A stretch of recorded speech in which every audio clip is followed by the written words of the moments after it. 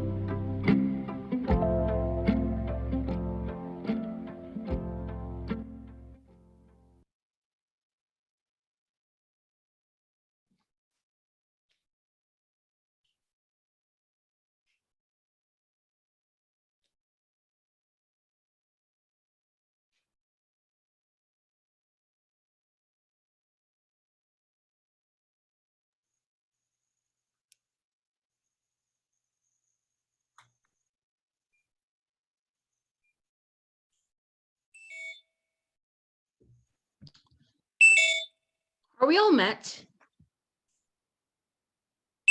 Hey, friends. What's up, bitches? Greetings from my new computer.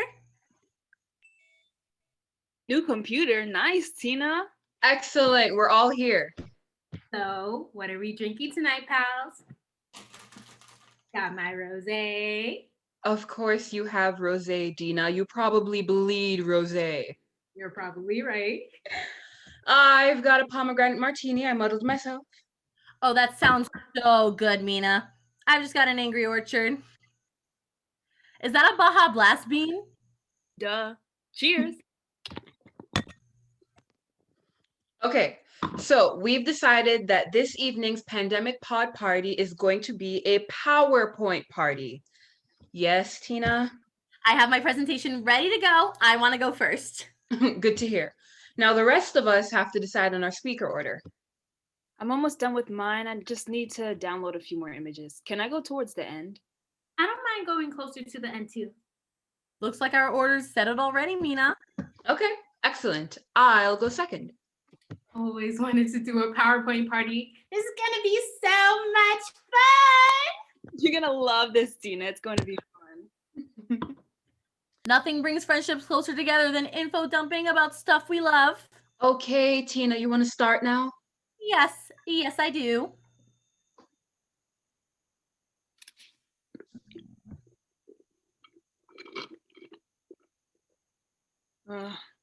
Hold on, friends. I need a refill. Be right back. So, what are we talking tonight in our PowerPoints? Well, usually with PowerPoint parties, participants don't reveal their speaking topics until we're up to present. It's more fun that way, keeping a sense of mystery.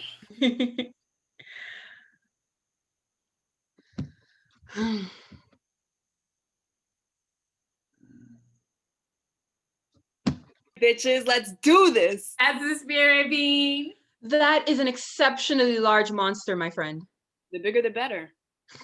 Being between the Baja Blast and the monster, you're having so much caffeine.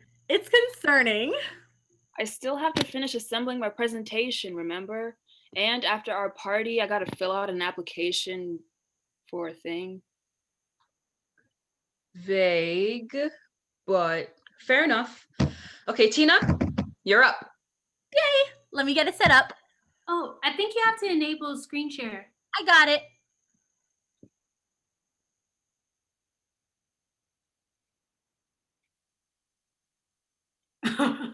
Okay, Tina, you haven't even started the presentation yet, and you went tonight, cheer.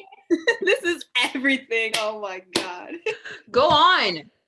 Okay. So, this is my presentation on my unofficial personal ranking of the top 5 Disney and Pixar moms with dump truck asses. First slide.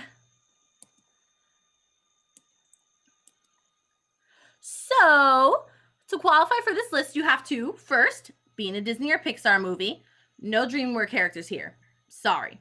Second, you have to be a mom or a mom figure. I know this is controversial because a lot of Disney and Pixar characters aren't moms because Disney and Pixar love the dead mom trope.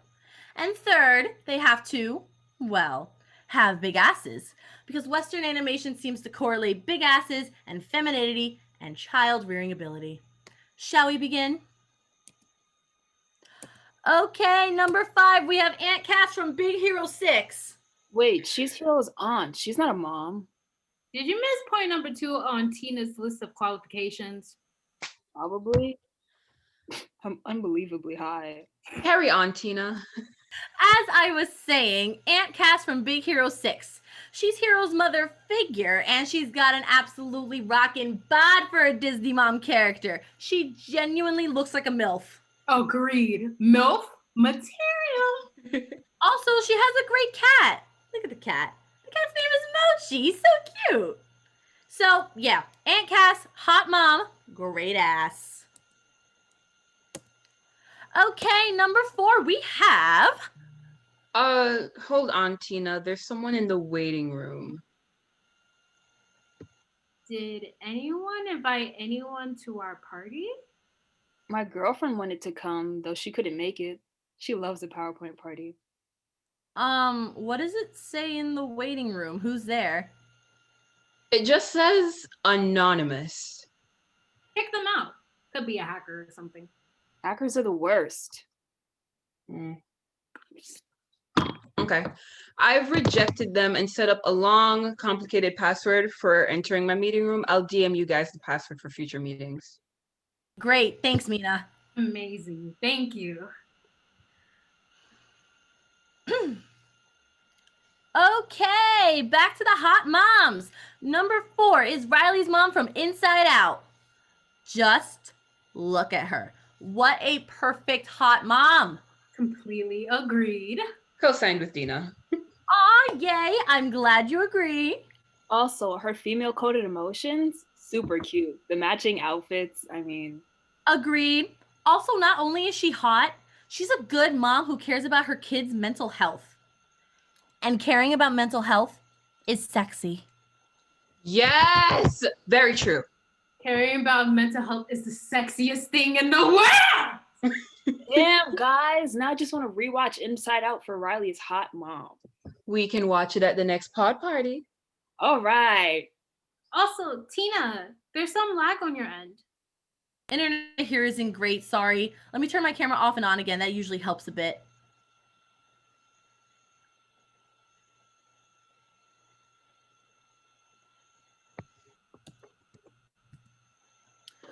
Okay, number 3, we have a tie between Laurel Lightfoot and Corey the Manticore from Onward. Oh man, I haven't seen Onward yet. Oh, Bean, you'd really like it. It's like urban fantasy. It's fun.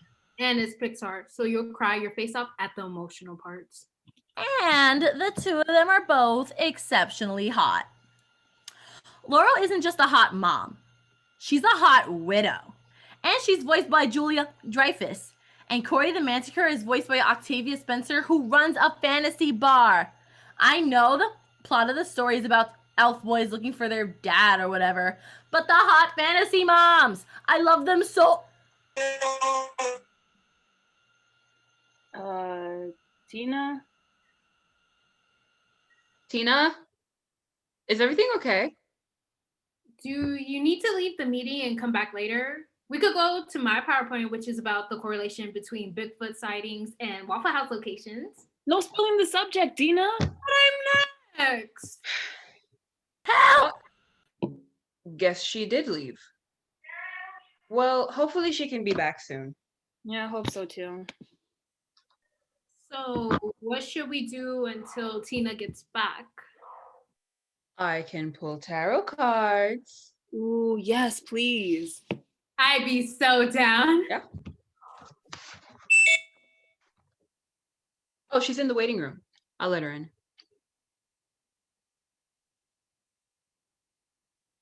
Wait, Mina, you never sent her the new password.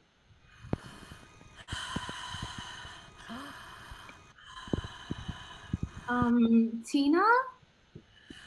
Hello? What have you done with Tina?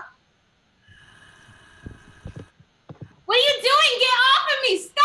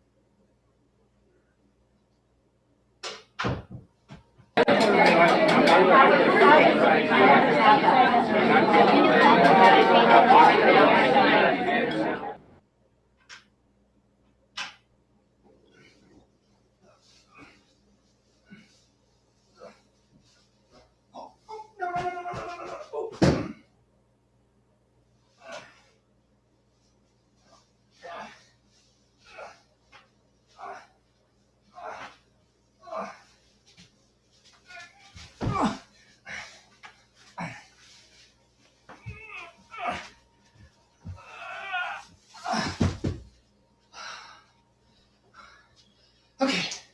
Okay, let's see. What do I do with it? What do I do with it?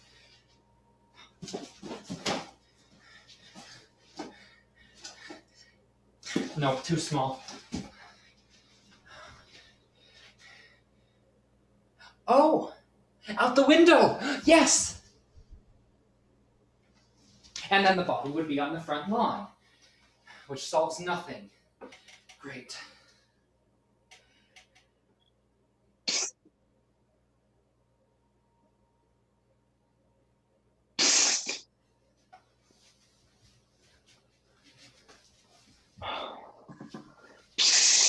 Oh, God! Oh, God. What do you want?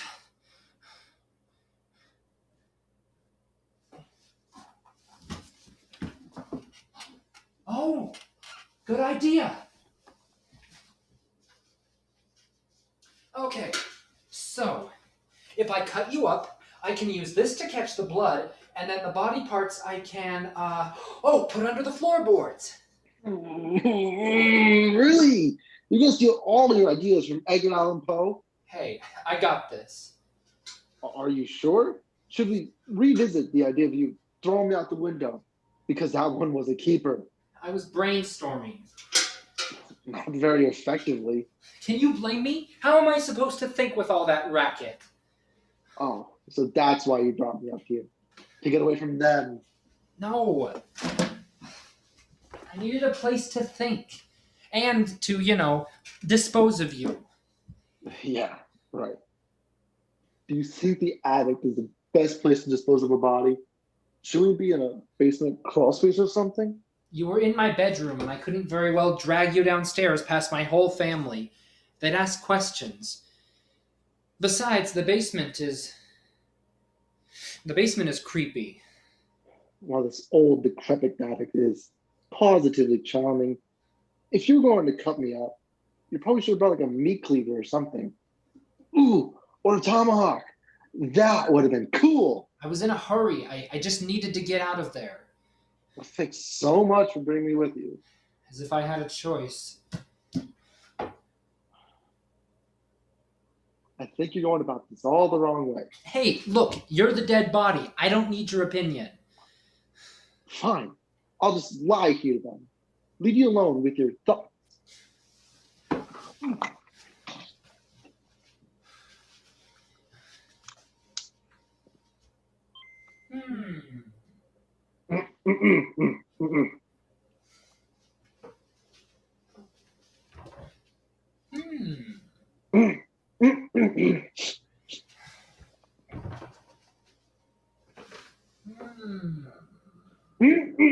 Okay, fine. What's your idea?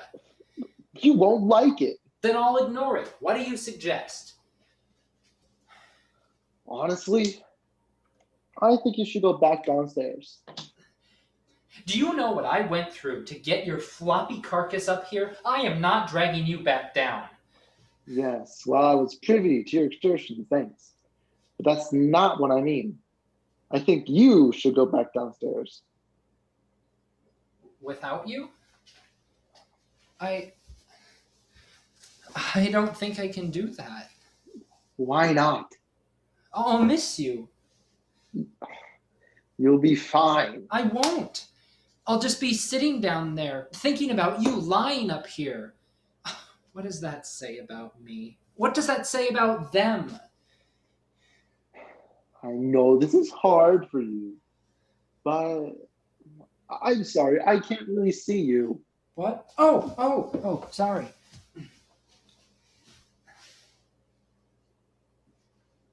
Is this better? That's weirder. Am I allowed to get off the floor? What? Oh, yeah, sure, sorry. Thanks.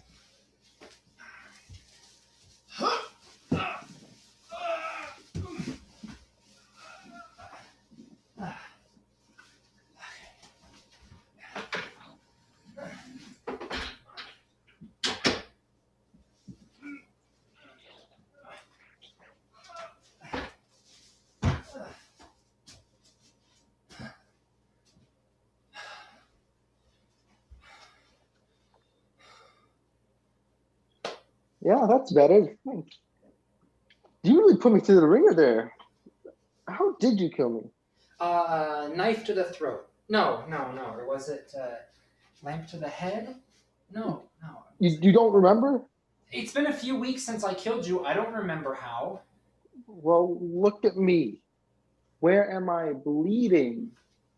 Oh, right. Knife to the throat then. That's super creative. And that's super helpful. Well, here's a helpful tip. If you leave me on the floor for 3 weeks, you wouldn't have to cut me up to stuff me into anything. By now, I should be all gooey, which is gross. I wasn't planning on leaving you there for more than a few minutes. I got distracted. That's your excuse? You got distracted? Does that surprise you? I suppose not. But maybe you should ask yourself, what is the distraction and what are you being distracted from? From what? What? What is the distraction and from what are you being distracted? Oh, for Pete's sake. Wait. Pete's sake. Can I not swear in your presence? You know how I feel about that. Still waiting for your parents to die before you drop the F-bomb. Look, I think we're off topic. Fine. Back to the topic from which we strayed. That is the topic we do now find ourselves discussing regarding that which must be said properly or not at all. I'm gonna go get that meat cleaver now. Look, you're not distracted by the people downstairs. You're distracted from them. That doesn't make any sense. Doesn't it? There isn't any part of you that wishes to be downstairs, sitting around the table with them right now. I was downstairs, sitting around the table with them. I left. Why? Because I couldn't stop thinking about you. Oh, that's sweet. Now be honest. Okay, fine. I didn't want to stop thinking about you. Look, this is what I want to be doing right now. You want to be talking with a dead body. Not ideally. I want to be figuring out how to get rid of you. Literally or figuratively? Well, Because I know you think you're trying to figure out what to do with my body, where to hide it or dispose of it or whatever. But maybe you're just trying to get rid of me for a while. Get rid of all of it. no. If anything, it's the opposite. I want to spend more time with you. Then why did you kill me off? Well, not you. You know what I mean. I want to spend more time doing this.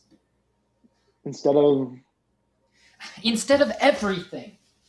Look, I love my family. I do, and I don't mind sitting around the table laughing and talking, but it's what we're talking about that's the problem. oh, what's that? I'm dead, remember? I missed the whole conversation. We're talking about what everyone else is doing.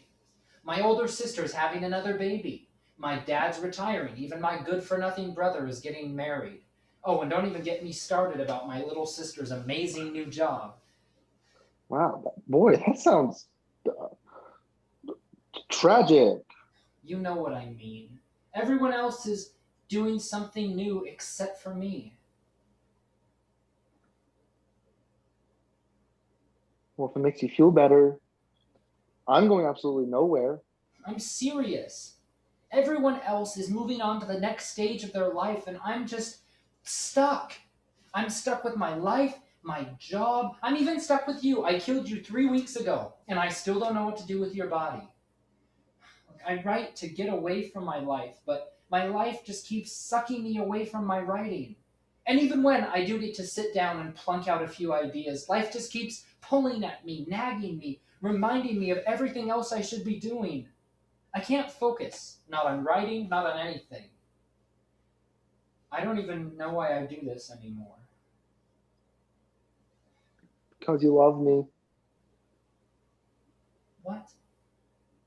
Well, not me per se, but you love this writing, telling stories, asking questions, wondering out loud for the rest of the world to hear.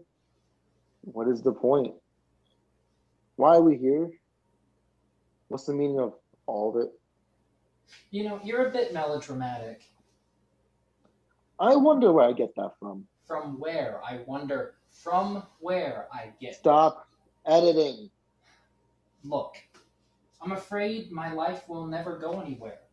I feel like you, the story, my writing, none of it will ever change. And I'll stay stuck.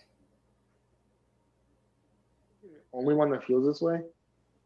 No, I know other writers go. No, forget other writers. What about your family?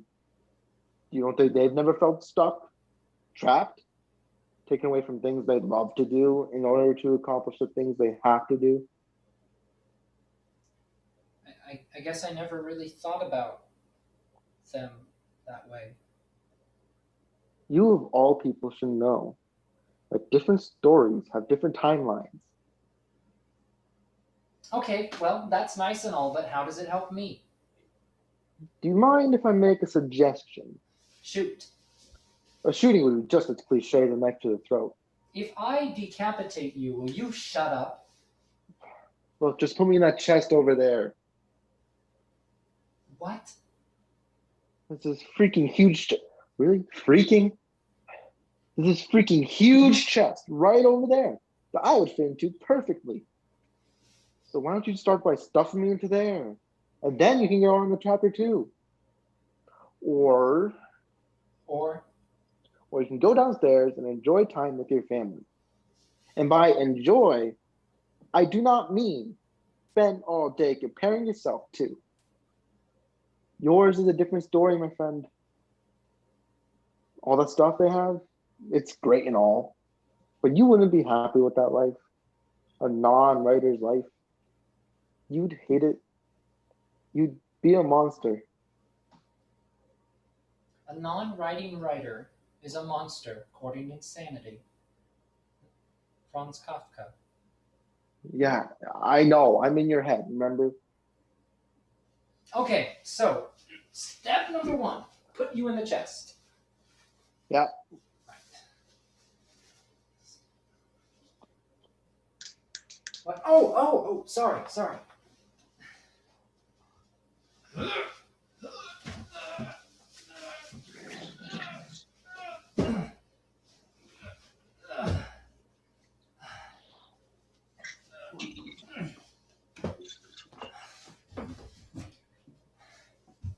And the next step? That's up to you. You don't get unstuck by analyzing the next step. You get unstuck by taking it. Oh, do you mind? I've had enough of my head bouncing off the floor. Oh, sure, sorry.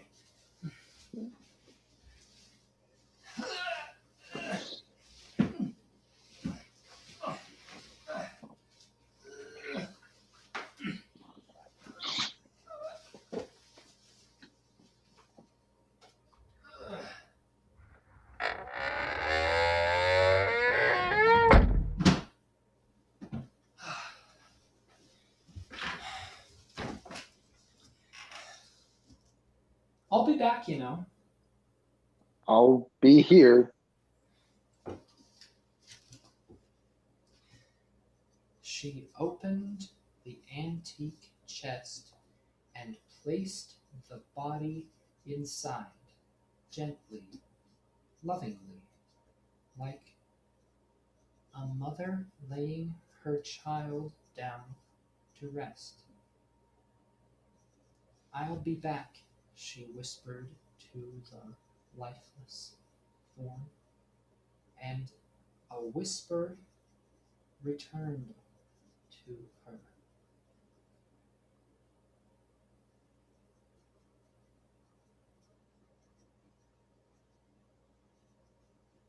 "I'll be waiting."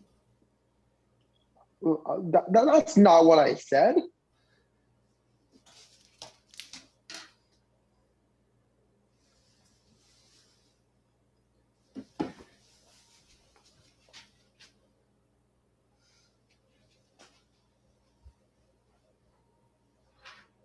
Hey guys, what's up? Oh yeah, sure. I can spend some time.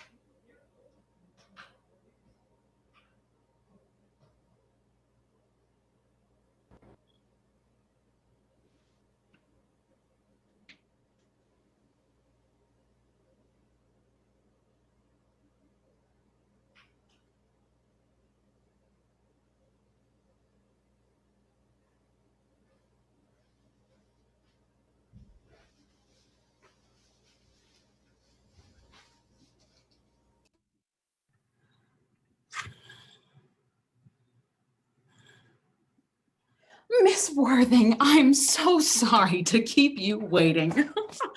I'm Delia Scott. Please, call me Nina. It's so good to meet you. I hope you didn't find the vetting process too difficult.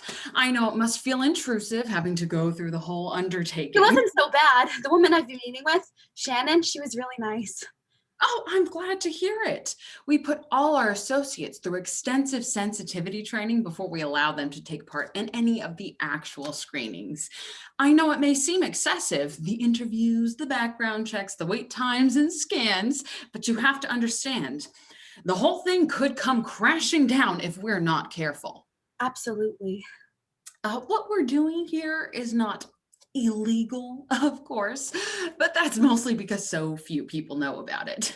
If lawmakers were to find out, not to mention the hundreds of corporations and capitalists currently running society, I mean, what we're doing here could put many of them out of business. We'd be shut down immediately, or worse, our products could be used in ways we've never intended if they were to fall into the wrong hands. Hence our very selective, very thorough screening process, which of course you have now completed. I almost walked away, if I'm being honest. I couldn't imagine what all the fuss was about. And once Shannon actually told me about you, well, what you do for women, well, I don't know. I questioned the ethics a bit. I had to do a lot of soul searching about whether this would be the right choice for me. Oh, well, you're here. What made you come down on our side of things? I guess what it comes down to is this. You're women helping other women.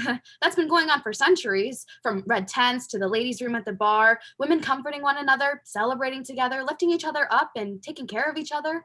Women have always been there for other women. Your methods aren't new, but the story has always been the same. Interesting. You don't think there are just as many stories of women tearing each other down? There are stories. But, well, it's just one narrative, and I don't think it's the real story. Some of us fall for it. Some of us, believe the only way to make it up the mountain is to steamroll over other women in our way. But that's only because we're told that's the way it has to be, when in reality, there's enough room for all of us there on top. I think that story only gets told to keep us quiet, keep us competing with one another, so we won't help each other rise up instead. Well, it certainly sounds like you've given this a lot of thought. I have. That's why I'm here. Because I'm tired of being part of that narrative, because I can't seem to break out of it, though.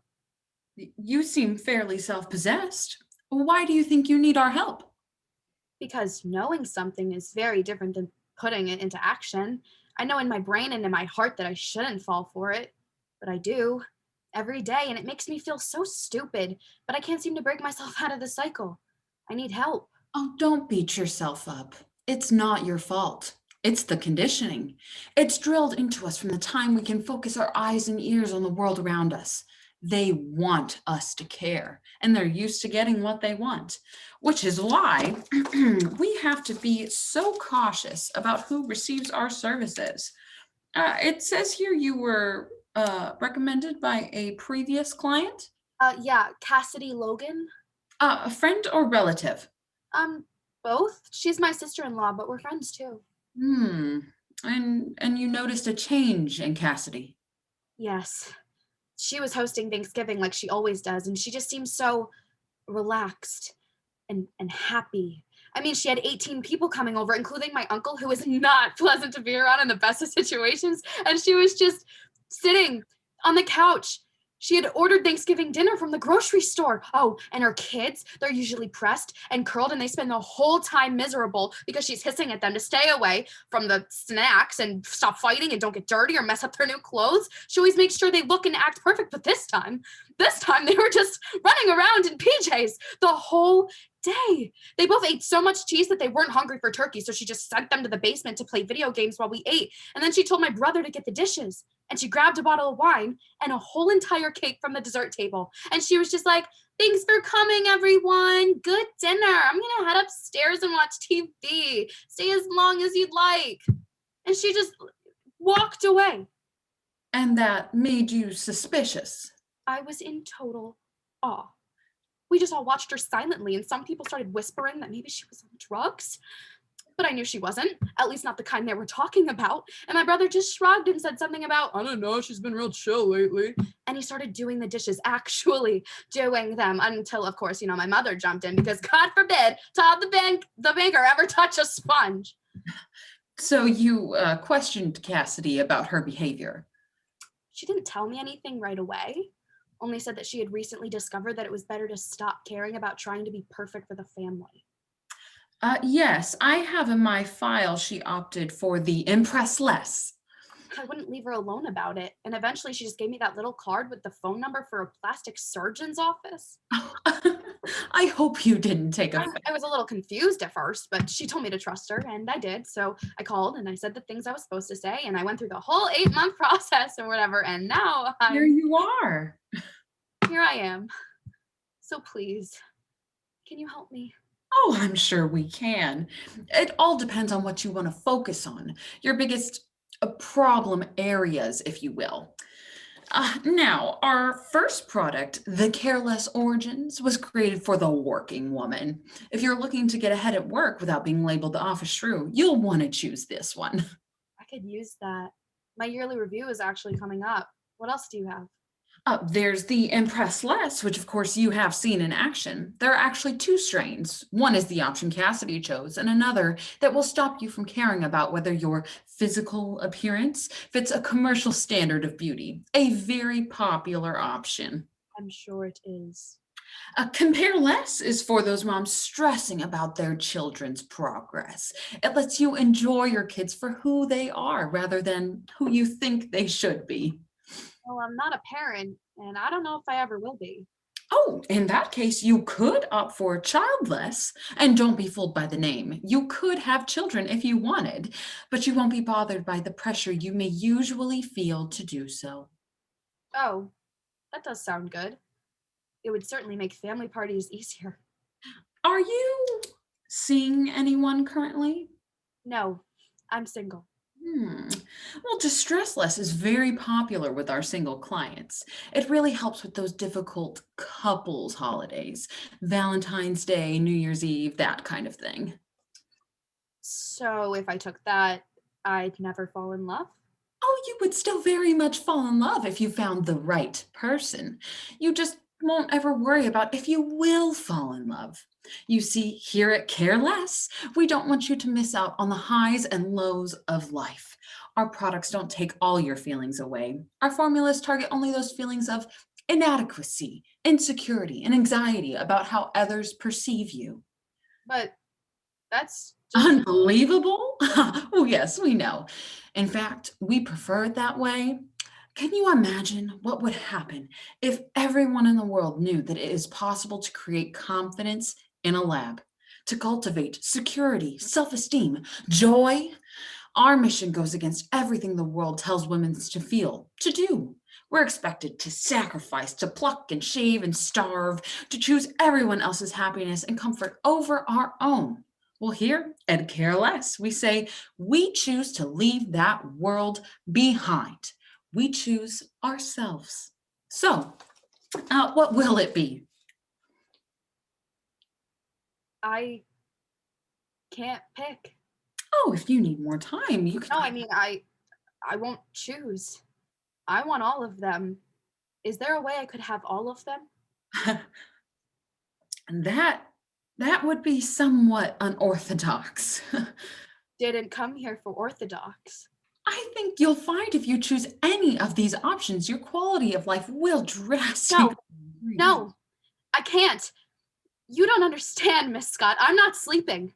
Okay, I stay up all night worrying about what the next day will be like. If I'll make a fool of myself at work somehow, or tracking all the extra calories I ate and beating myself up for not running an extra mile, coming up with a plan B for the next day that involves, starving myself for 8 hours, which is unrealistic, of course. So I do it for 4, and then I eat a tub of cookies and hate myself for it. I suck in my stomach all day long. My back hurts. My back hurts so bad because I suck in my stomach and I can barely breathe. And I'm doing it right now.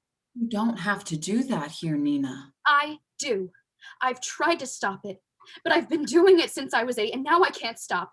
I can't relax in bed with partners because I'm constantly worried they're going to see a jiggle or grab a handful of something flabby. So then I worry, will I ever find someone I can truly just relax with? I do it with my friends, too. I really do. Then help me. All of the things you talked about, I need them all. I'm sick of caring. Please, I just want to live my life. There may be something we can do, but you must realize if you stop caring about all of it, how your body looks, how you come off at work or in life, what your friends and family and strangers think of you, yes, you may enjoy your life, but you're going to be labeled selfish, bitchy, conniving, ambitious. Will I care? Will those labels even hurt me? They will not hurt you because they will not be true. And because, of course, you will be part of the Care Less family.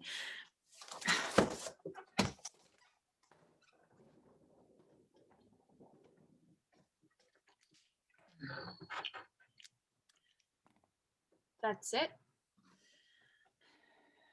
The Care Less Ultimate Formula. It's new, it's been tested, but not for long or by many. Very few women have been interested, and most aren't comfortable with that idea of that level of confidence. They say it feels too masculine. I'm interested. I'm very, very interested. Well, you can't share it with anyone. You can't tell anyone. After 3 months, we'll meet again and you'll be given the same card your sister-in-law was given with the same instructions. At that time and that time only, you may share the decoy message with one trusted individual, a woman who truly needs our services, and the rest will be up to us. We cannot risk being discovered by the rest of the world quite yet. I've already signed all the paperwork. Take one a day for a week, and then one a week until our next appointment in 3 months. At that time, the results should be permanent, and you should be able to wean off the capsules. It is best if you take them first thing in the morning. Oh. Quite all right. No harm will come from taking it now. When will I start to feel the effects? Immediately. Wow. Okay. Well, thank you, Miss Scott. Call me Delia. We're on the same team now. Delia, thank you for what you're doing, and thank you.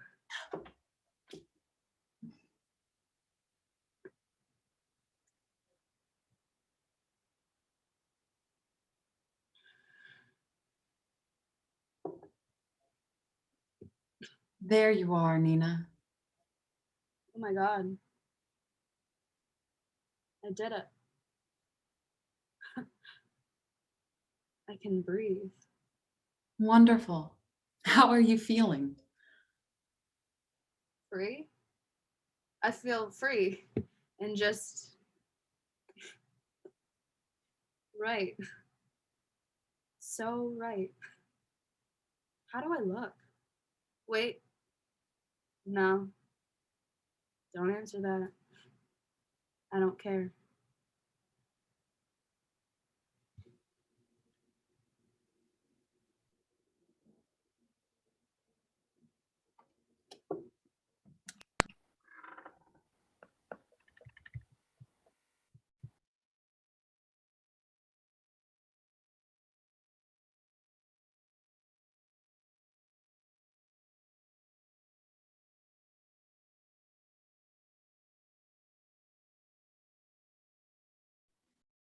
In the mid 1950s,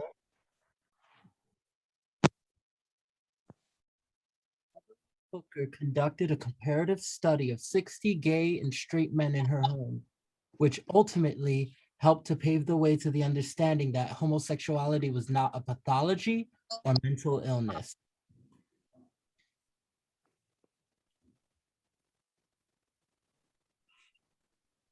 The front gate of Evelyn Hooker's estate at 400 S Saltaire Ave in Los Angeles.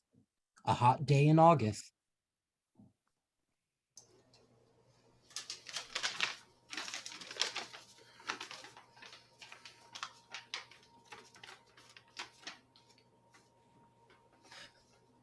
Oh,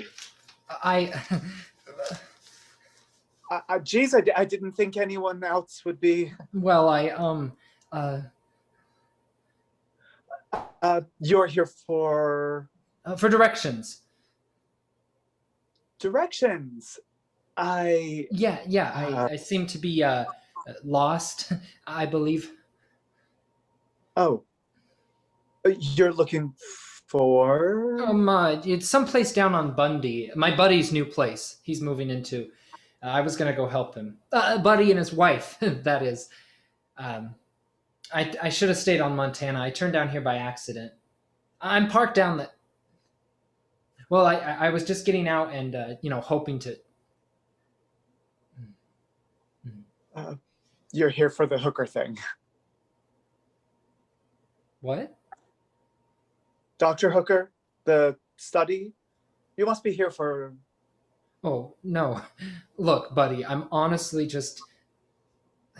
I'm here for it too. The queer study? What are you... No, I'm not queer. Well, that's what Johnny said. Said she needed some fairy lab rats. I don't know, of course, exactly what she's looking to find. Look, I'm honestly just here for directions. I heard she was looking for straights too.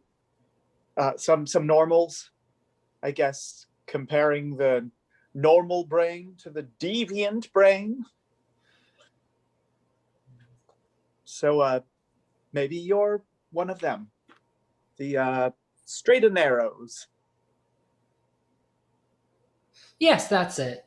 I'm here for that. I see. I didn't mean to be so... Well, oh, dull. Well, before I was just... nervous. I understand. Once you're my age, all sense of social propriety goes out the window. Well, good on you. Good on me for what? For being one of the normals in this little experiment. To give my deviant brain something to be defined off of.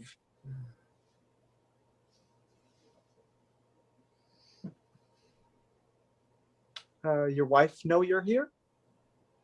My, Maybe not. I don't, I don't have a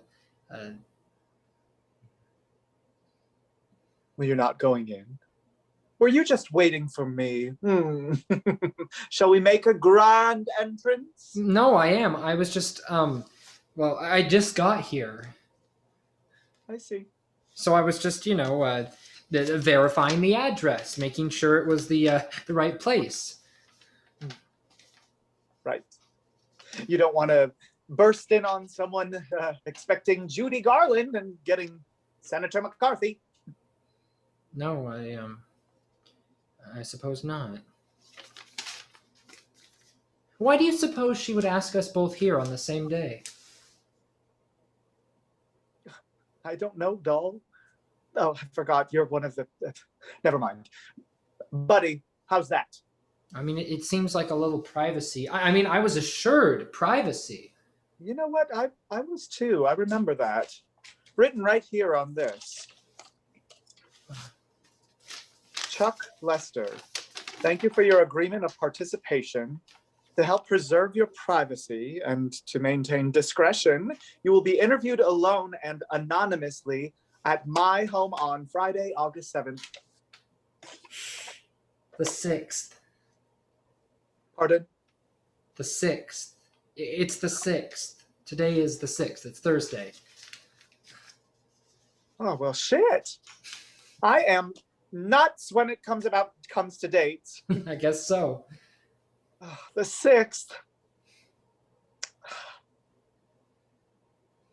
Really? 6th.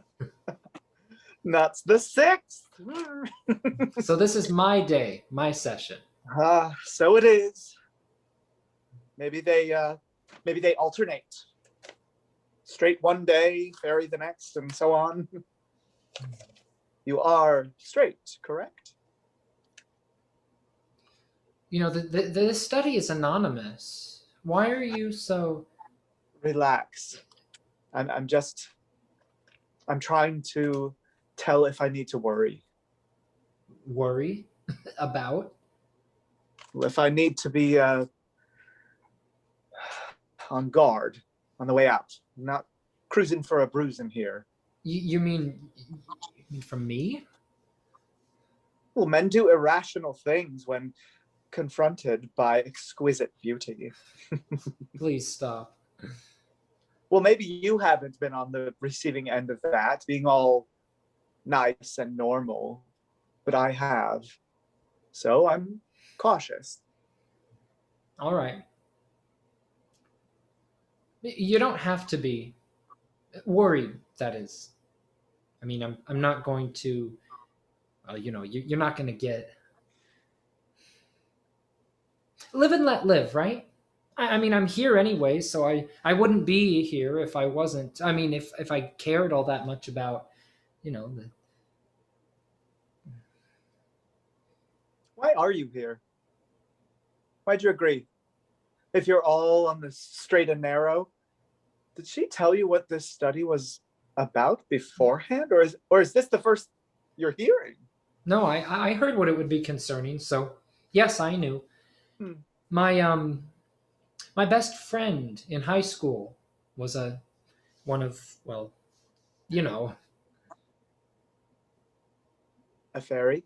Bent as bent can be? Yes, sure. That. He hid it, and there was one day when he couldn't hide it. A door opened on 2 men in a storage room. He was one of them. And, well, everyone found out, and, well, he couldn't hide it anymore. After that, he thought about taking his own life. He shared that with me. I convinced him not to. So I don't know. Maybe this will lead to something that can help him. Maybe this hooker lady will figure out something about why he's, and maybe that'll allow us to, I don't know, set things right. Your best friend. My best friend. Yes. So, what about you? Do you want your mind to be poked and prodded and analyzed? This lady's a psychologist, right? I haven't hid myself. Not since leaving home a few decades ago. Since coming out here to live. Even though it's so much better than, well, everywhere, every day being told you're abnormal, trying to go about like you're not. So she's figuring out the homosexual mind. Well, maybe there are some answers waiting for me, for all of us. All of us? All of my tribe, that is. The fairy parade.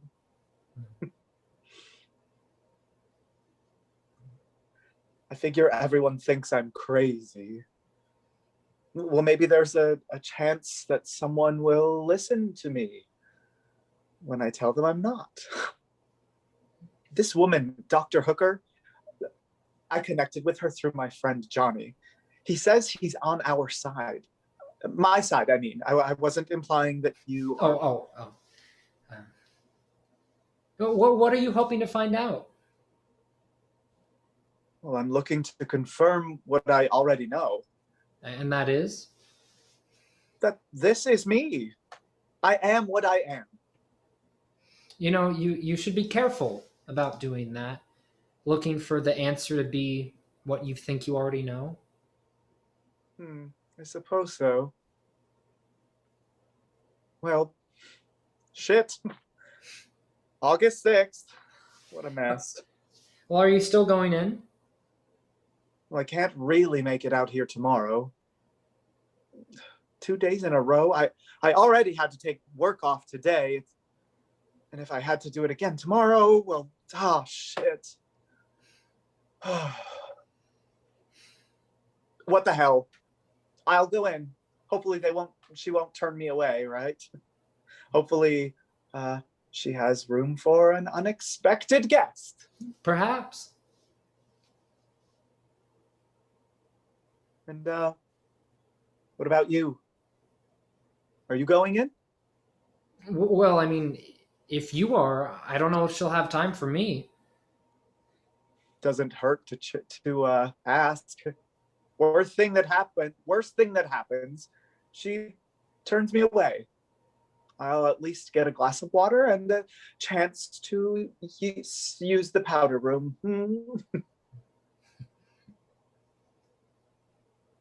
Well, you go in.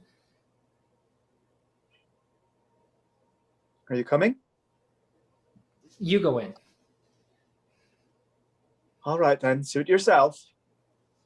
Good to meet you. Chuck. Right. And your name is? This study is anonymous. Right. So it is. Well, best of luck. Best of luck.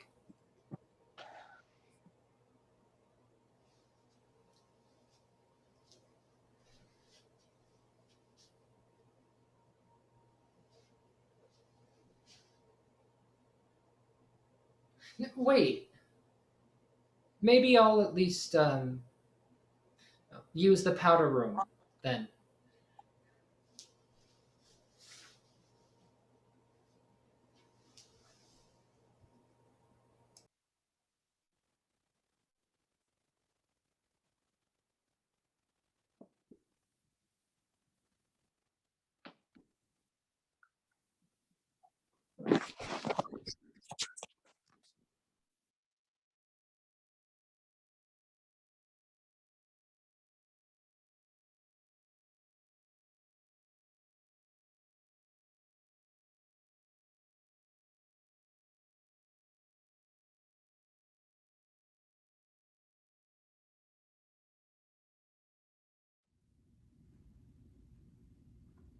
Monologues from 3 Black women detailing their journey through society and their reverence for their Black heritage.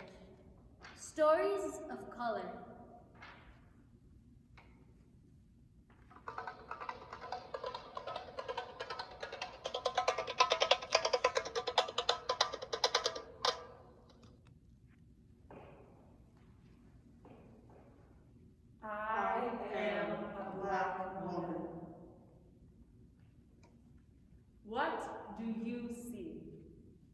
look at me. You see that I have all the comforts of liberty. You see that I am right. You think that I am right. Your ignorance and perception will insist that you are right. In society, I blend. My presence never condemned. You squint with your eyes and somehow you pretend that I am not real. You reject how I feel. My blackness extinguished so that you can deal with your picturesque view of the world around you. I only fit in due to the view of my hue. I will not stand aside while you try to hide me away. Fuck your feelings. I stand here with pride. You cannot count me out, and you cannot cast doubt. My blackness lives in me. It's not here for my clout. So, you can decide how you feel inside. The truth is exposed. You have nowhere to hide.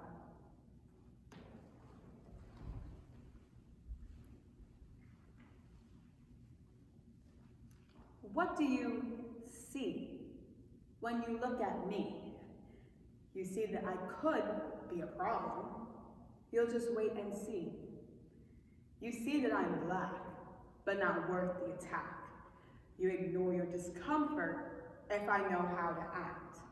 Like I know my place should lessen my space, but if I act wrong, you could easily replace. To you, I'm no threat, so you tend to forget that you're so white or black, girl, is not a compliment. On my behalf, you tell lies. My blackness you disguise. For your comfort, you see my demeanor a prize. Eloquence is white only. My worthiness solely dependent on skin tone, yet you deem yourselves holy. Can't find fault in your thoughts. My beauty you've bought. Hips, lips, thighs is the prize that is so eagerly sought. My intelligence shines, my beauty sublime. Your refusal to see that is my only crime.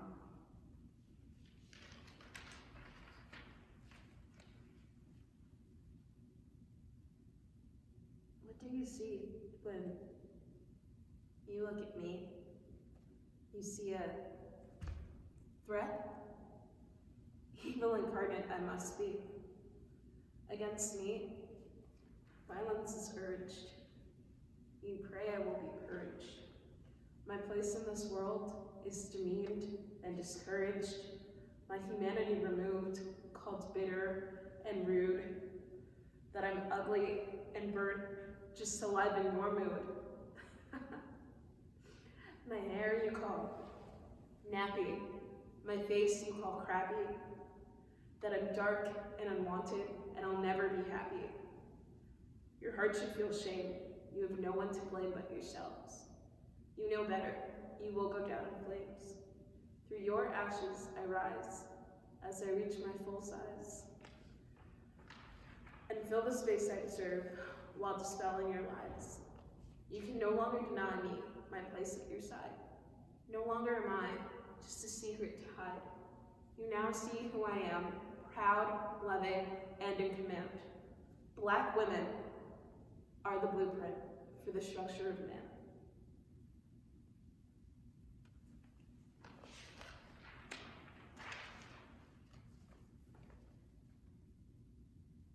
I am a black woman.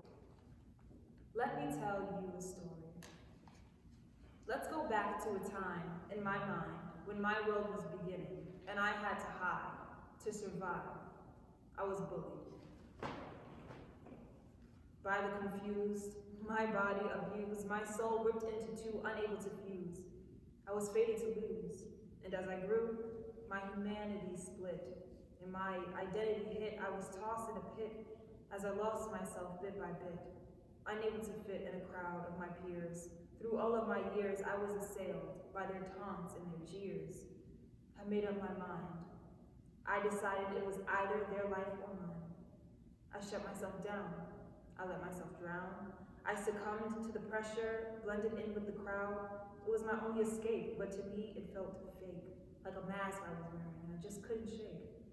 I did what I could and not what I should, but our youth is survival, and it's not always good.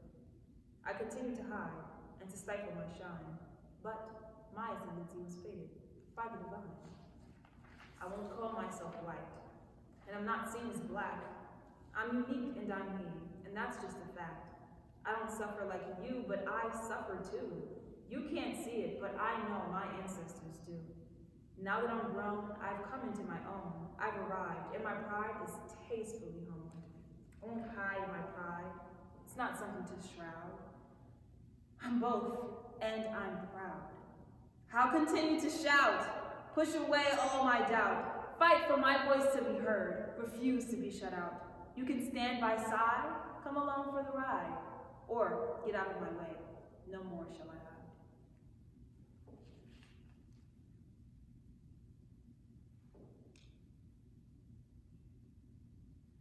I am a Black woman. Let me tell you a story.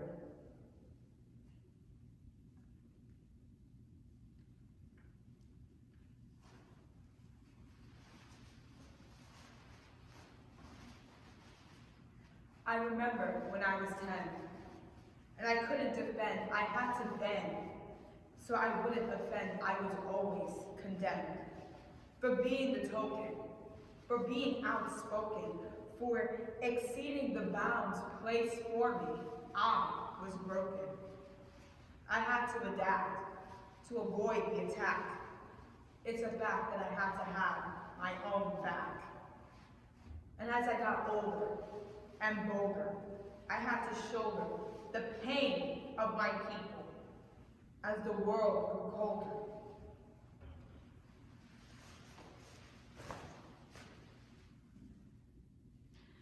I became my own soldier, forced to quit, urged to submit, but my soul was on fire, a flame already lit, but I have to admit, I was lost. My heart couldn't handle the cost. It turned cold and started to cover with frost. So you see, I had to rely on just me and concede. But concede does not mean complete defeat. It's just retreat. This my ancestors knew, so I used it too, and the power inside me steadily grew. But the fight wasn't over. It just had a new cover. Now it's conform to fit in, or don't even bother. Straighten your hair, soften your stare. Your demeanor's aggressive, just stay over there. But this no longer works, and I won't bow to jerks. I embrace all my Blackness with all of its perks. In my eyes, you'll get lost. Attitude, like a boss, and my curves will deliver to me at no cost. I will not stand aside, submit or deny. My people have a legacy that we will no longer hide.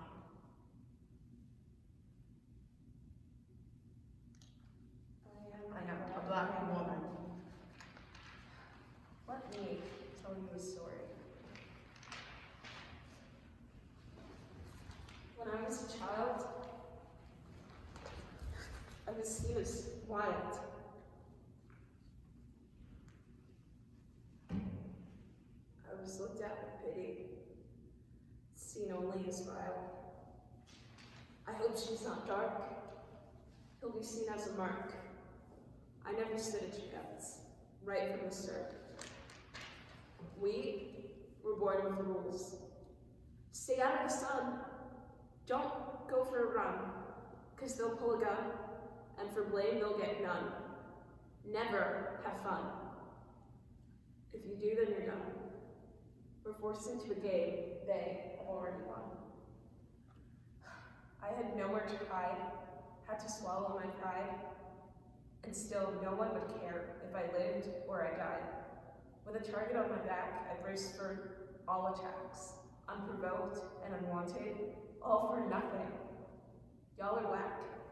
Through the years I built armor, as you attacked my honor, all the while you were vile, while I made myself calmer.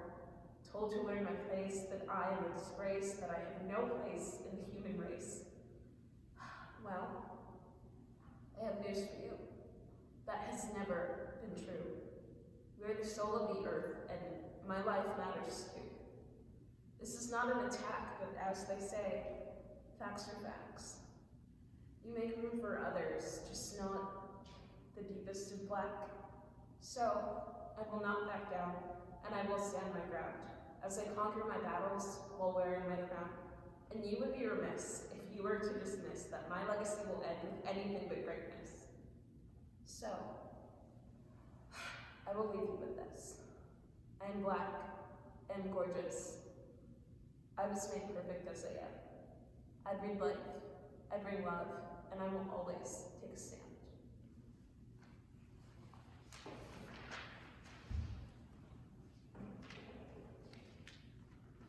"1619, the first slave arrived and somehow survived being beaten alive. Keeping alive the love of a mother, the strength of a brother, the backs of each other. We uncovered.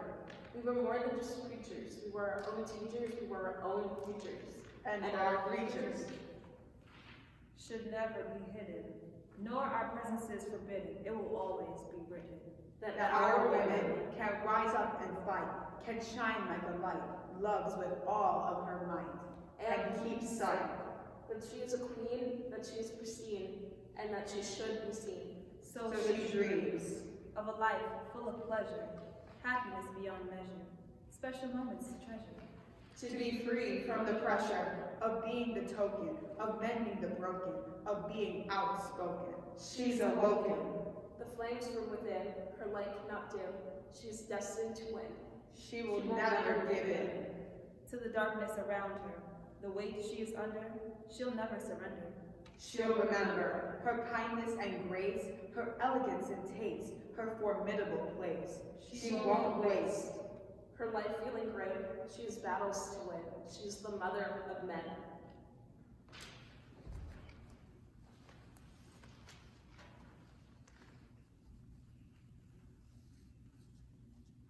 I am a black woman.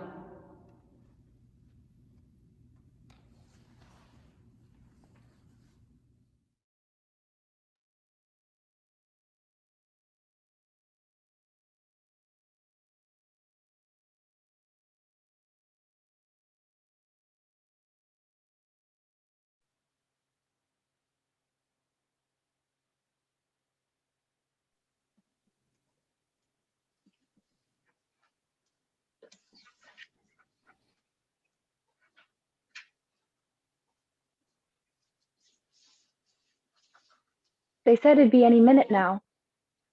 Who said? Remember the news from this morning? They said it'd be now. What are you supposed to be looking for? I don't know. Some kind of star?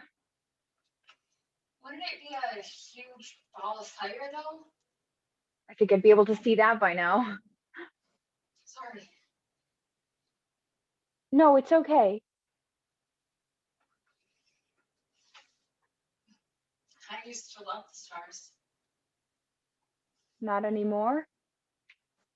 I don't know. Not with everything that's been happening. But they're so beautiful. You're telling me you don't appreciate beautiful things anymore just because of the news? No, of course not. I still appreciate some things. Just not beautiful things? I didn't say that. I didn't mean... It's all right. It's just these stars, you know? I do. They've been all you can talk about. I've been talking to you. Yes, about the stars. What else is there? Life, me, the news. Who wants to talk about the news anymore? Okay, so not the news, me, life. But you and life are wrapped up in the stars. Because we're all wrapped up in the universe, right? Yes, exactly. So we're ants then, compared to the vastness of the stars. No. You're innumerable. Aren't you afraid you'll miss it? Yes. Deeply. Severely, relentlessly. Those are all just synonyms. I know. Maybe you should look back now. Not yet. Just a bit longer. Okay. Go back to me being innumerable. You are all the stars wrapped up in one small, frail human body. And now you're back to the ants. Yes. No. Oh, wouldn't you rather be an ant, one small thing in the entire world, than not exist at all? No. I'd rather be a star. Tell me. It's like you said, they're innumerable. Humans can't even compare. I'd like to shine as bright as they do.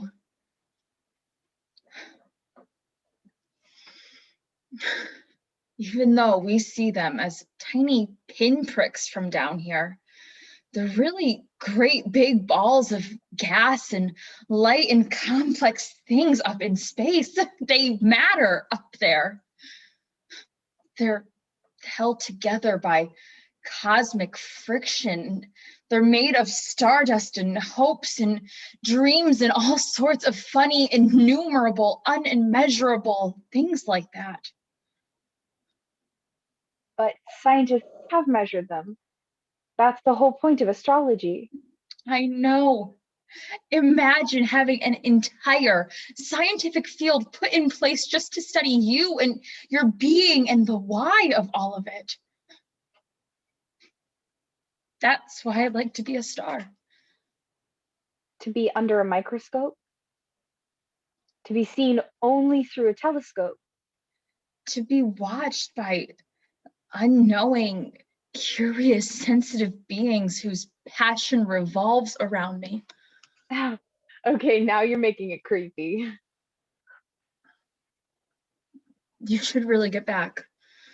I know how important this is to you. The universe? That telescope.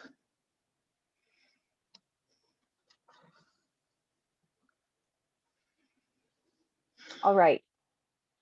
But only because you want me to.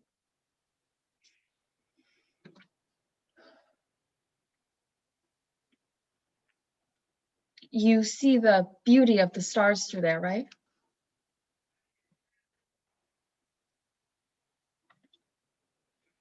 I don't know anymore.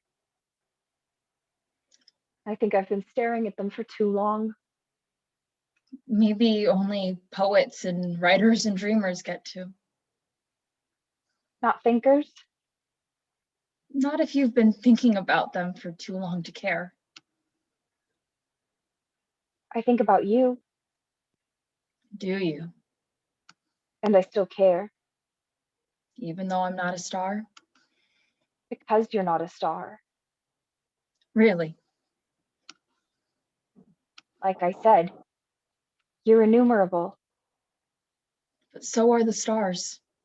Yes, but you're better. You live and dream and hope and think. So do you. Maybe. I hope so. Did you see that? See what? Up there, in the sky. You're not going to tell me that's what we're supposed to be seeing.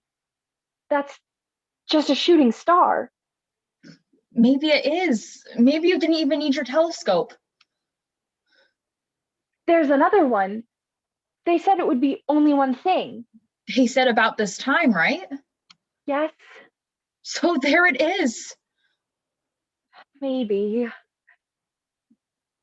You're still not convinced. They said it would look like. No, they said it would be something like over there? That? No, they said. Forget what they said. Forget all of it. Forget what they meant. Forget what they implied. Forget what they told you was going to happen.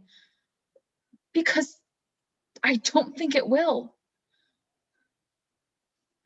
So then it's not ending after all. The world. I think it's just a bunch of shooting stars. Just that. Yes. So then you won't mind? No. It's what I've been waiting for, isn't it? You have? Go ahead.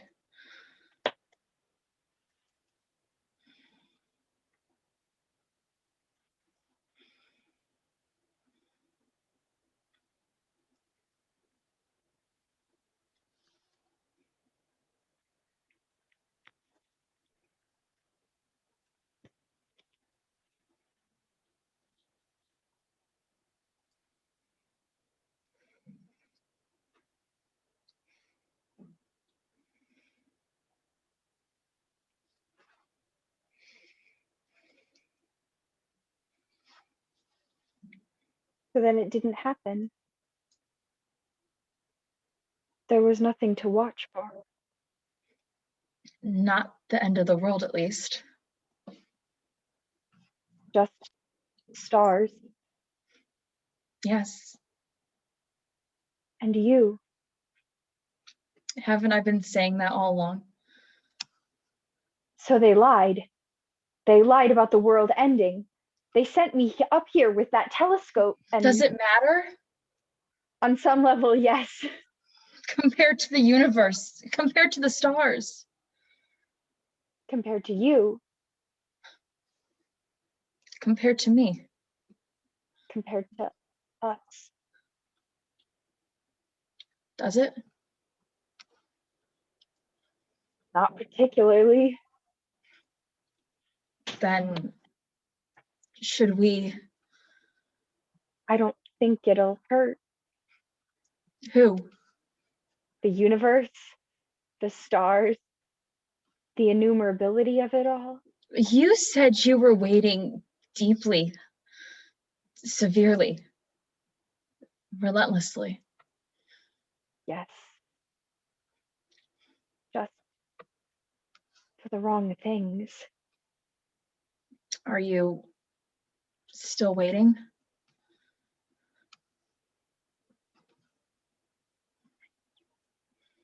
I don't know. Are you? Would you? For you? For us? I don't think I have to anymore.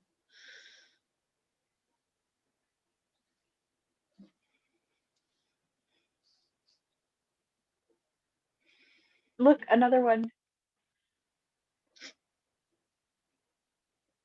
They were wrong. This is a world ending. The stars? The universe? No. Theirs. Just because we... Look. There it goes. Maybe we are dreamers after all. Hopers. Thinkers. Are you still watching? Deeply.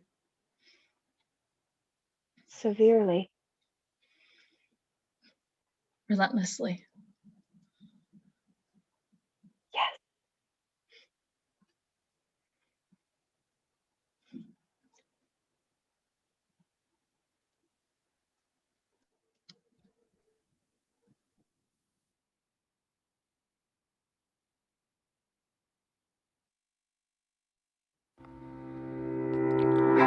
1900s Woman Bonding, a feminine 10-minute play.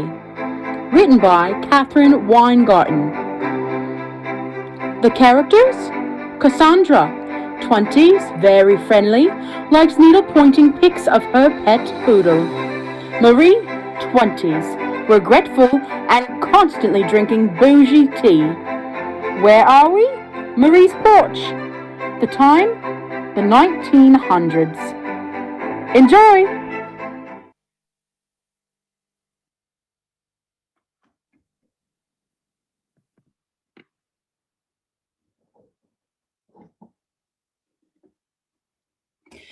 Oh, it's so lovely to see you again, Cassandra. You as well, Marie. Thanks so much for coming over. I usually just see my dog Pomegranate and my husband. I barely see anyone either. Just characters I make up in my head. I'm surprised our husbands let us see each other. When was the last time? Maybe 2 years. We were allowed an hour to hang out at that apple fair. Oh, I do love an apple fair. Apples are just so round and fun. I heard you were ill, Cassandra? Oh, yes. A few months ago, suddenly the days started to feel like molasses and my needlepoint skills evaporated. And suddenly all I could do was think about George's mustache and how sometimes I want to shave it off because it really is kind of ugh. And then one day I started laughing intensely at this painting of a chrysanthemum, and it startled my husband. So he said, "Woman, you know I hate the sound of female laughter." Oh, what a charmer George is. And he took me to the doctor, and the doctor said, I have hysteria. I'm so sorry, Cassandra. That's actually one of the things I wanted to discuss with you. I didn't want to have sex with the hubs. So he took me into the doctor, and the doctor said that I have hysteria. That's odd how common it is. Poor womankind. We are all so sick, and all the men are so unsick. It's weird how it goes. Yeah, so now instead of needlepointing, I spend 5 days lying in bed, staring at our weird yellow wallpaper, or holding my dog Shoo Shoo for hours and crying, or ripping apart my clothing with my teeth. That sounds hard. It is. The doctor recommended that I be put to sea, so that will be a nice change of pace. Oh, wow. That sounds so experimental. Oh, yes, I know. Have some tea. It's strawberry glitter flavored. It's supposed to do wonders for your thoughts, make you feel almost nothing, just like glitter, sparkling, floating.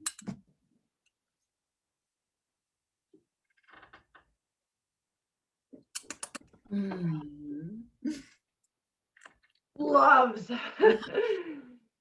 I'm sorry to speak so candidly. It's just that I'm a little scared for this new life journey.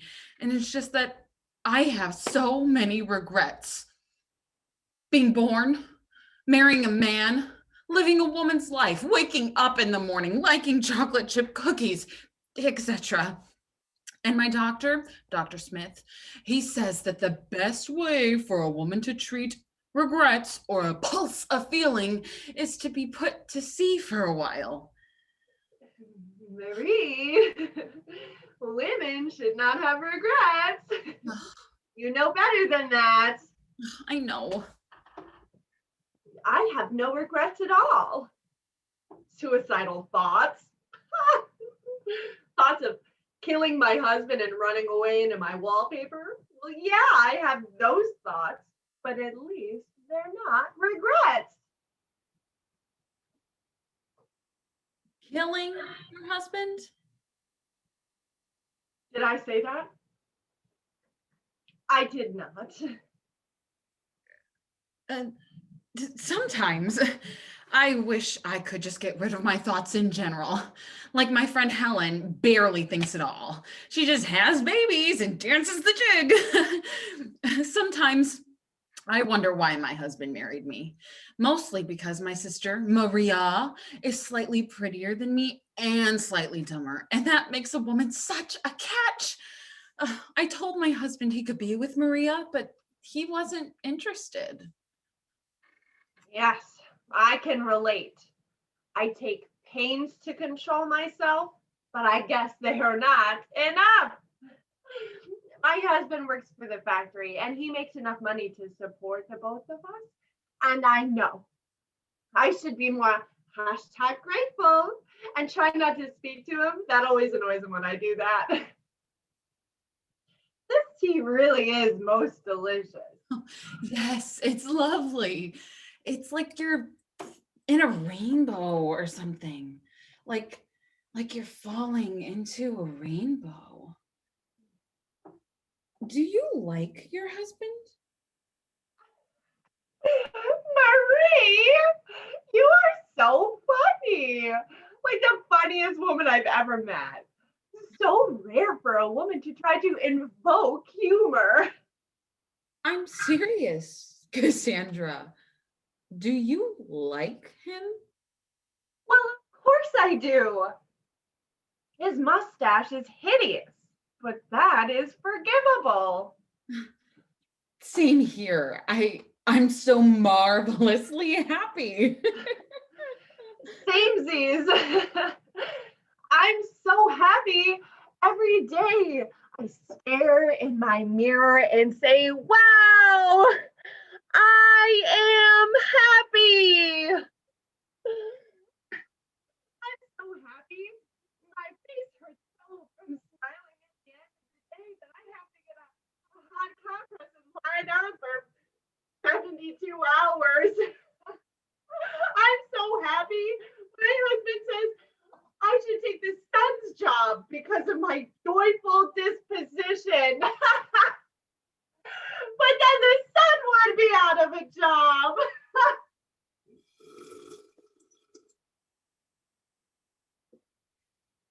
If only he could shave his mustache just a little bit. That sounds hard. It is. It's weird. I never thought I would be sick. I don't feel sick, really. I run every morning around my dining room table in vigorous circles for exercise. You don't really seem sick either. I guess one can feel fine, but still be sick.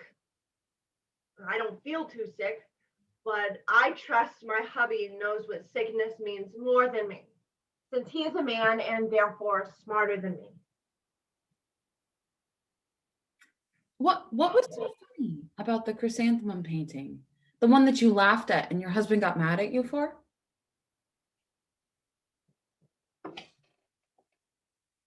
It looked slightly like lady parts. And I just thought that was the funniest thing at the time. Like, why did my husband get this? Like maybe because he's sexually repressed. Like, what does it do for him? I'm scared to go out to sea for so long. Being scared is a normal female emotion.